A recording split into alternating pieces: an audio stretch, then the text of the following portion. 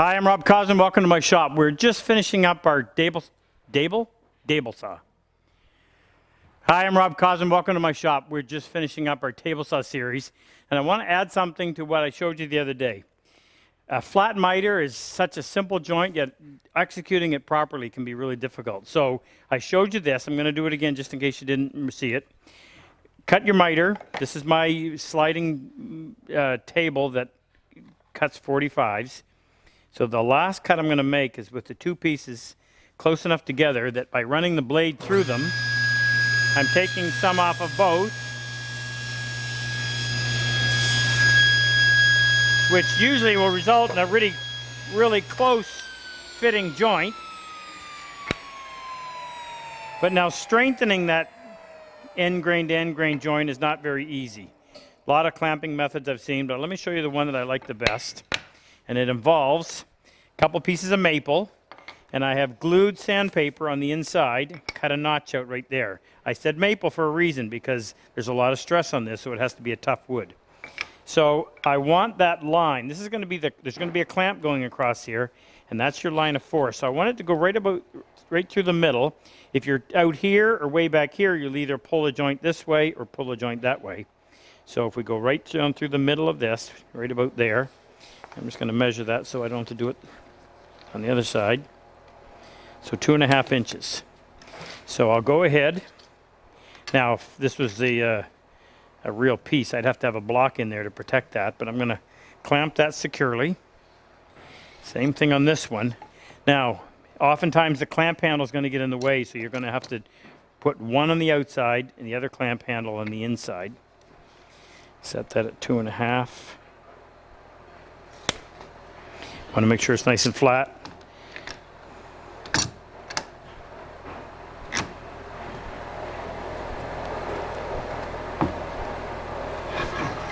Lift it up so I can get some torque on it. Now you glue it up, line up those two pieces, and then I'm going to take another clamp I've got over here.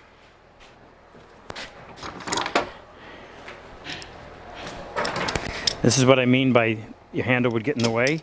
So you've got to have access on one side, and then put some pressure on that. And that'll give you as tight a joint as you're going to get in terms of clamp pressure.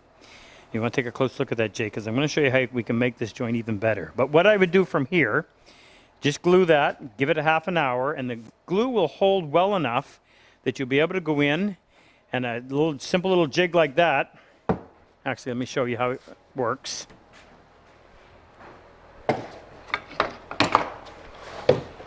So I would use a rip blade that cuts a flat bottom kerf. Set that blade to whatever height you want.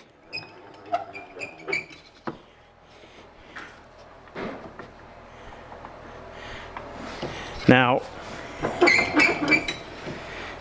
well, this is not cooperating, but with this piece, clamps off, point down, I could then run that through and cut a spline in there, right through here. I could do it as deep as I want.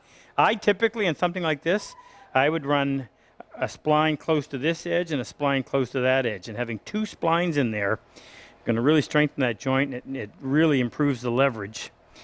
And I always have the grain running this way on the splines. If you do it the other way, they're going to snap. But this way, you're going across the grain. It's going to be extremely strong.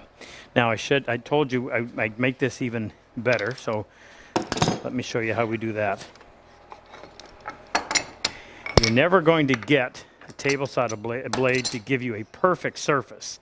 So what we're going to do is use a hand plane.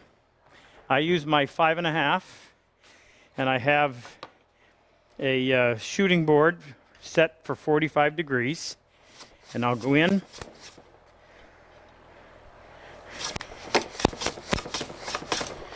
and plane that till it's nice and clean.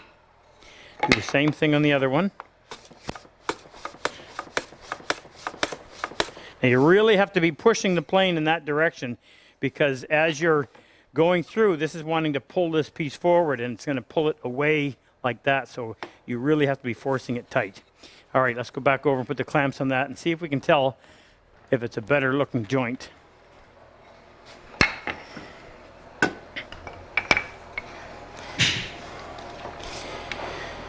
2.5 inches.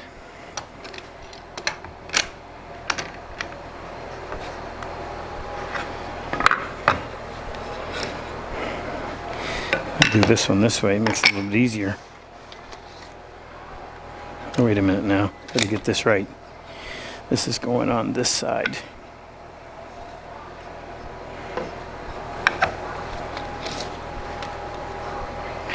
Did I do that right, Jake? I didn't, did I? It's got to be done this way. In other words, this would be sticking up on the bottom side.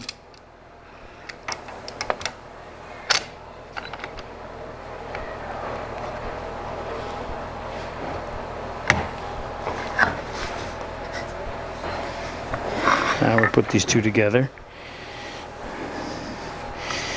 I managed to screw that up. Clamp needs to go on the inside.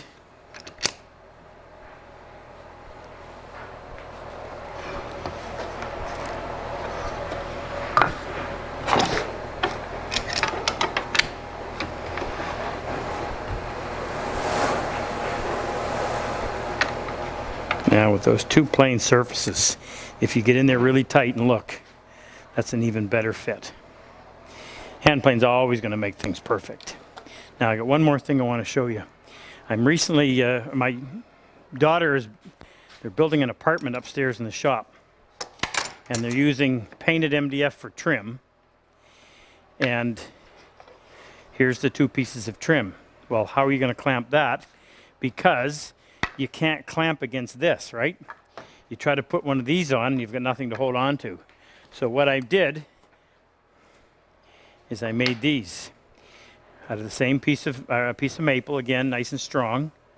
Those were the slots that I left, so if you wanted to put splines in beforehand, you wouldn't have, they wouldn't be in your way, or you wouldn't have to worry about them being perfectly flush. They could fit into these grooves, you could flush them off afterwards. So in this case, you go in like this, and then simply clamp, and that pad is going to hold it in place. Do the same thing on the other side, and now you don't have to worry about having a profile in the way. Go ahead, put it together, stretch the clamp across there, and Bob's your uncle.